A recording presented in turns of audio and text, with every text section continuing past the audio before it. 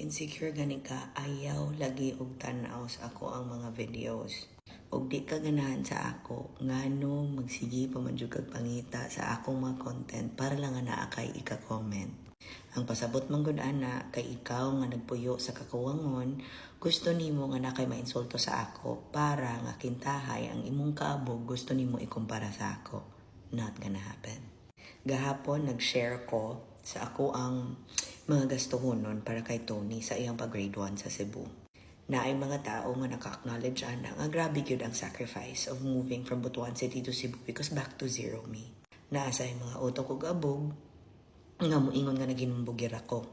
How can something that is factual, facts, my truth, what I'm going through, what I'm about to go through, and the decisions I make, how can that be hinambugira para nimo? Ako aman na. Wa makasukta nga ikaw magbayad. Tinuod magyud to start that number 1, moving from Butuan to Cebu is expensive. Yes, gabar ko rami going there because unsaon ta man isulod nimo sa eroplano ang Triton. Number 2, dili man gyud mi mupuyo or makipuyo even if duha in total lang among balay sa Cebu. Nabi ako'y lola sa Cebu. Nabi ang balay sa akong papa. Dili lang ko ganahan because it's in Guadalupe. Layo kay siya. Number 2, bisan ang balay nila Ed sa Cebu, dili po ko makipuyo. Because dili po na ako ibutang si Tony, nga nikagalingong balay sa Butuan, unya ibutang na ako isa ka kwarto sa Mandawi. Lisod po, nagdala ko og duha ka staff sa ako ang pagbalhin. So lisod po, og dili na ako sila i-plastar silang puyanan. And lisod po, if dili mi magbayad og rent. And mo maginay realidad sa rent sa Cebu. When I shared that ang gastuhonon ako para kay Tony is this. Number 1, ang tuition ni Tony is 92,000 sa Ateneo de Cebu. Mubarato lang na siya og 88,000 if i-full payment dayon nimo. Pero remember, ang tuition, wala pa na siya ilabot sa school supplies, school things, wala. Because the tuition only includes tuition and the uniform. Nag-share pod ko na 35,000 a month ang ako ang rentahan sa 4-bedroom nga townhome, which is dili na kailangan mag-commute si Tony o si Tita Cherry or si Labian because kaya ra kayo siya baktason. Wala pa na po ilabot sa duha. Alangan naman din ako nasulduhan. Ang sweldo ni Tita Cherry o ni Leb, makabase din na siya sa rate sa Cebu. And remember, dili ba sila taga Cebu, so mag-uli pa sila. So gasto na ko na ang round trip nila nga travel. Sila po'y niingon nga dili sila gusto nga mag-eroplano. Though if mas barato ang eroplano, if ibook og masayo, then amo silang pa-eroplanohon. And they have to go home and round trip at least once a month. Meaning, 2 weeks sila sa Cebu, 2 weeks po sila sa Ilaha because balios man sila. Next na gasto, alangan man din may mga on. Ang budget namo sa grocery namo sa Butuan nga 40,000, maura gihapon ang 40,000 pag abot sa Cebu. Napay bills, tubig, kuryente, internet. Alangan naman. On top of that, napay laing mga expenses. So, dili na ko pwede mo share sa akong expenses kay tungod ma-insecure ka, tungod kay malain ka. Huwa ka mangutana, wal man nako, nga na magbuot man ka. Kay mo realidad, no? Kung magpamilya ka, lisod pod. Og si Tony, for example, gibutang namo sa Ateneo Cebu. Alangan naman din ako siya patuturan. Naapay common. Diba? Common is only reading and math. Alangan naman mura na yung subject sa eskwelahan nila.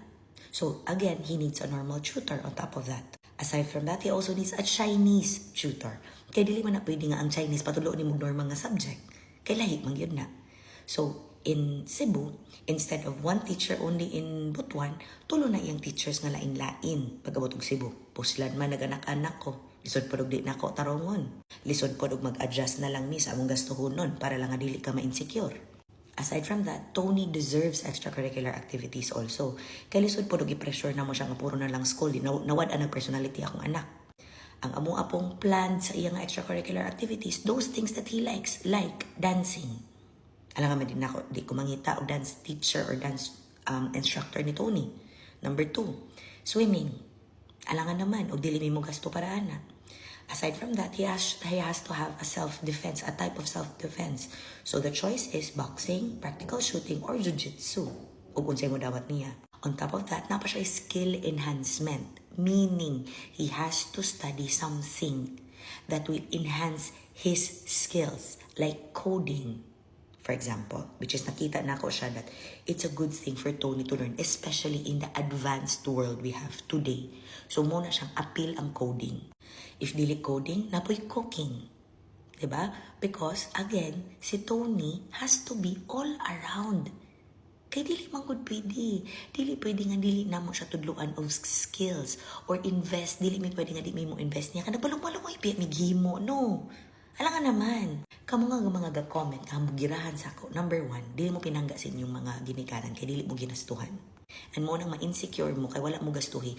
And at the end of the day, dili nasala sa inyong mga ginikanan. Kaya unsaon ta man og muray kaya nila, so mo adjust me sa kaya rin ninyo para sa inyong anak. Number 2, dili man siguro po na namo sala if mo share me sa kamatuuran because mo magyunay kamatuuran sa kinabuhi bes.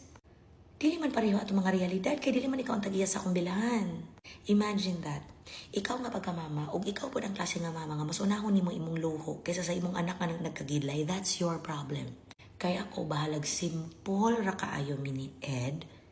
Ang importante nga among anak abunda kay kinsa man kintahay nagsugo namong ay balhin po siya Cebu, di ba? Tony loves his life in Butuan City, but the reality is dili siya pwede magstay dito because he needs to grow. Which is something nga gihuna-huna gyud nga gi-prioritize gyud ni Ed to begin with. Why? Because Ed came into our lives. He had a pretty good education and he was gi-investan siya sa iyahang mama. He went to Forum when he was in grade school, and he went to Science High School when he was in high school. So lisod po if we don't do the same for Tony. Lisod po if we do not invest. And on top of that, we want the best for Tony. So sala na mo na. Sala na ko na if I want the best for my child, I'm not adjusting for you. That's my child. He is a decision I made. So I will stand by that decision well. Aside from that, namilaing expenses. Alam nga naman din namin mabuhi ni Ed. Si Ed, he is planning to get another type rating for his flying. He already got the Airbus rating for his flying. He's thinking of getting fixed. He's getting multi-engine na di ay or rotary. Rotary is kanang for helicopters. Okay? So aside pa, anak. So dili na mi pwede mo share sa mong struggle. Kay mo lagi na. Because bisan pag struggle na ko na, ikaw ang affected. Why is that? Mawita na akong giingon, do not have children if you can't afford. Because dili lang na mao. Nag-set aside pa mi sa college fund ni Tony. Napay pag just in case ma-hospital mi. Diba? Kaya dili ba mi mo pila sa tingog bless? Kaya dili ba mi poorest of the poor? Dili ba po mi manghasol no sa DSWD? Because dili man mi apila na. So lisod po if di ko magunahon ako na aha. Si Ed, may man si Ed because he has generally. Okay? Me and Tony magkuha mi gamua when we move. Napos si Tita Cherry og si Leb. Alam nga naman mga sakit na sila in their performance of their duty nga dili na nako sila pangitaag paagi. Si Tita Cherry na i-maintenance. And na sila yung mga pamilya. Lisod po og dili na ako nahon. Pero maulagi na, when I share my reality, don't compare it to yours. Because we are not the same people. Diba? We don't have the same struggles. Kanya-kanya mo ta kinabuhi dire.